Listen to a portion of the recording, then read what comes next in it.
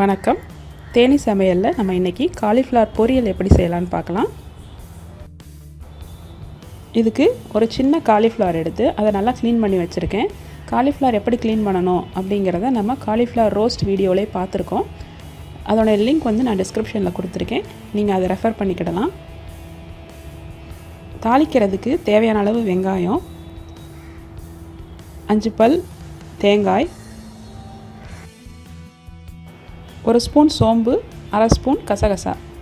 தேங்காய், சோம்பு, கசகசா மூணையும் நல்லா மிக்சியில் போட்டு அரைச்சி எடுத்துக்கிடணும். ஒரு குக்கரில் தேவையான அளவு எண்ணெய் விட்டுக்கிடலாம். எண்ணெய் காஞ்சதும் நம்ம ஒரு துண்டு பட்டை போட்டு தாளிக்கணும். அதுக்கப்புறமா நம்ம அறுத்து வச்சுருக்கிற வெங்காயத்தை ஆட் பண்ணி வெங்காயத்தை நல்லா வதங்க விடணும். வெங்காயம் ஓரளவுக்கு நல்லா வதங்கினதுக்கப்புறமா 1 ஸ்பூன் மஞ்சத்தூள், தேவையான அளவு மிளகாய்த்தூள் ஆட் பண்ணி அதையும் நல்லா மிக்ஸ் பண்ணி விட்டுருவோம்.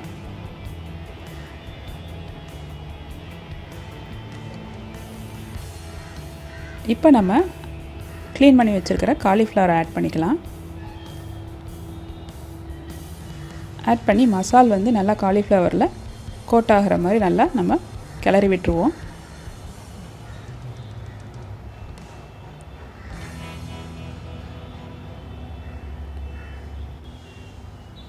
நல்லா பரட்டி விட்டதுக்கப்புறமா இப்போ தேவையான அளவு உப்பு சேர்த்துக்கிடலாம்.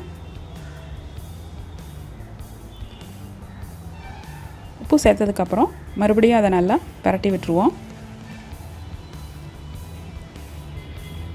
இதுக்கப்புறமா நம்ம அரைச்சி வச்சுருக்கிற தேங்காய் விழுதை சேர்க்கலாம். தேங்காய், சோம்பு, கசகசா மூணையும் நல்லா அரைச்சி வச்சுருக்கோம். அந்த விழுதை இதோடு சேர்த்து அதையும் நல்லா மிக்ஸ் பண்ணி விட்டுருவோம்.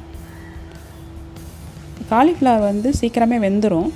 ரொம்ப நேரம் வேக வைக்க போகிறது கிடையாது. அதனால் நல்லா தேங்காயை பரட்டி விட்டுட்டு இப்போ நம்ம தேவையான அளவு தண்ணி சேர்த்துக்கிடலாம்.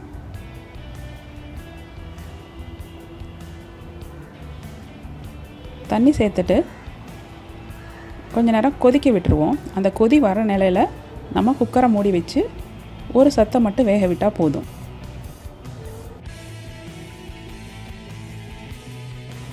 இப்போ கொதிக்க ஆரம்பிச்சிருச்சு. நம்ம குக்கரை மூடி வச்சிடலாம். ப்ரெஷர் டெவலப் ஆகி ஒரே ஒரு சத்தம் வந்தால் போதும். 1 இல்லைன்னா 2 சத்தம் கூட விட்டுக்கோங்க. விட்டுட்டு சிம்மரில் போட்டுடணும். அதுக்கப்புறமா அதை சிம்மரில் வேகும் போதே தண்ணி கொஞ்சம் கொஞ்சமாக நல்லா வற்றிடும். இப்போ திறந்து பார்க்கலாம். நல்லா பரட்டி பாருங்கள். தண்ணியெல்லாம் வற்றிருக்கும். மேற்கொண்டு தண்ணி இருந்தால் கொஞ்சம் நேரம் மட்டும் நம்ம அதை வற்ற விட்டுறலாம். இப்போ நமக்கு காலிஃப்ளவர் பொரியல் ரெடி ஆயிடுச்சு. இதை வேறு ஒரு பாத்திரத்துக்கு நம்ம ட்ரான்ஸ்ஃபர் பண்ணிடலாம். நீங்களும் இதே மாதிரி காலிஃப்ளவர் பொரியல் செஞ்சு பாருங்கள். செஞ்சு பார்த்துட்டு உங்கள் கமெண்ட்ஸ் அனுப்புங்க. இந்த வீடியோவை ஷேர் பண்ணுங்கள். சேனலுக்கு சப்ஸ்கிரைப் பண்ணுங்கள்.